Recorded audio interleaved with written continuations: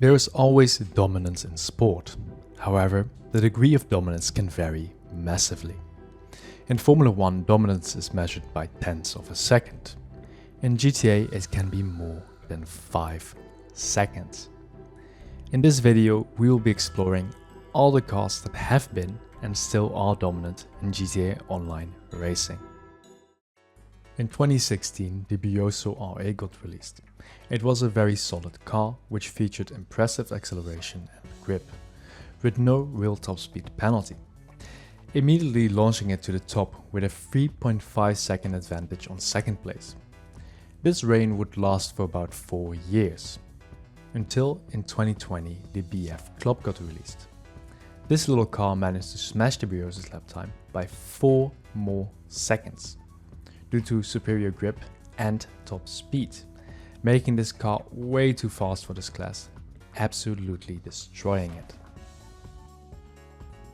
Since 2013, the Coupes class has only seen a handful of releases.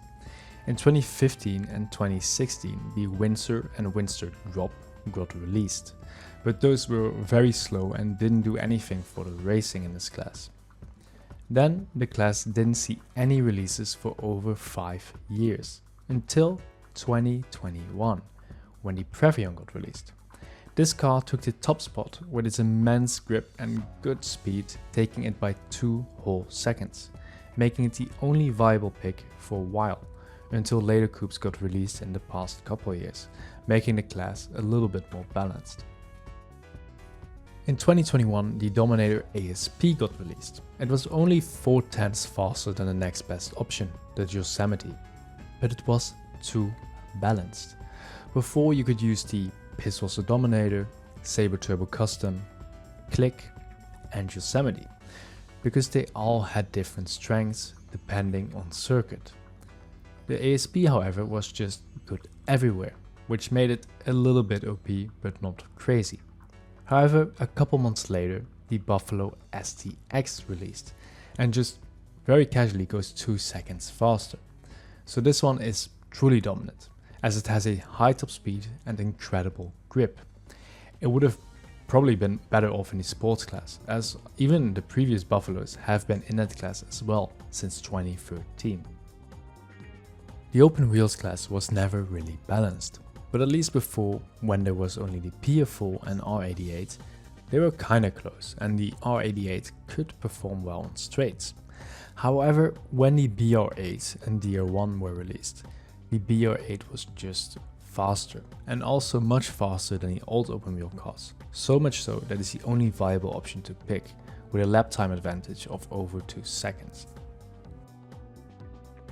Although being the most balanced class in the game currently, it wasn't like that back in the day. When the Schäfer V12 and V12 Armored released, they immediately destroyed the class. The top speed and raw power was much higher and the grip not too terrible, making them 4 seconds a lap faster, and even more so on tracks with a lot of straights. However, nowadays the top 6 falls within 0.434 seconds of each other, all with different strengths. So obviously the Schäfer with its top speed, then the Tailgater S, Chavos V6 and Minimus with the strong handling but low top speed, and then the Sinkimila and Reinhardt as the balance options. In 2017, the Pariah got released, which was the first car to finally beat the LG RH8 for lap time, which was the fastest car since 2013. However, it did it with 2 whole seconds, mostly due to the Pariah's top speed being 37 km/h faster. Before, the class was very balanced with multiple picks being viable. However, for a year the Pariah remained the only viable pick, until this car got released. The Italy GTO showed up and smashed the Pariah's lap time by 7 tenths, despite its top speed being 12 km/h lower. However, the Italy GTO has a massive trick up its sleeve: its suspension. The Italy GTO is super wobbly, which sometimes can be annoying, but it also gives it a massive curb boost effect on uneven terrain, giving it an amazing acceleration and top speed, especially on bumpy city streets. So depending on circuit, the Pariah could still be competitive if there are a lot of straights that don't feature a lot of bumps. In 2018, the Taurus got released, which absolutely destroyed the SUVs class. It was 5 seconds a lap faster than the second fastest car and had a top speed 31 km/h faster. It also benefited from the same effect the Italy GTO had, which made it especially fast on bumpy tracks. However, even on non-bumpy tracks, it dominated like crazy. Only later on, more SUVs got added and the class is more balanced now. But if there is a bumpy track with a lot of straights, the Taurus still remains one, if not the top choice. In 2022, the Brioso RA finally got its revenge on the BF Club for taking its top spot away. By equipping HSW upgrades to the Brioso RA, it gets a massive speed boost, making its top speed much higher than the rest of the class, bringing its lap time well over a second faster than the Club. However, on very tight twisty circuits, the Club can still compete with the Brioso RA HSW. In 2024, the Urus X32 got released. While its base version wasn't very impressive, lapping about 3 seconds behind the Previon, due to less grip and even lower top speed. However, at the same time, the HSW upgrades got released for it, giving it much faster acceleration and top speed, lifting it from a 3 seconds slower lap time to a solid 1 second faster than the Previon. However, just like the Brioso and Club before, the Previon is still able to compete on tracks without a lot of straights. About a year after the Buffalo STX got released, a new challenger appeared, the Vigero ZX. While its normal variant slots perfectly in the old Meta lineup, which at this point was 2 seconds behind the Buffalo STX.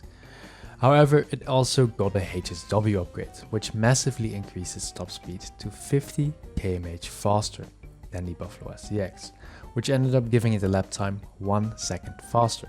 However, much like the other two cars already mentioned, a good driver will be able to beat the Vigero ZX in the Buffalo STX on twisty tracks. As you might have noticed, I didn't mention the Offroad class before. It has some OP vehicles, but they always kinda came in pairs. Yes, the BF400 is quite strong, but the Vagrant was able to compete with it. Yes, the Droger is quite fast, but once again the BF400 and Vagrant can compete in a lot of scenarios.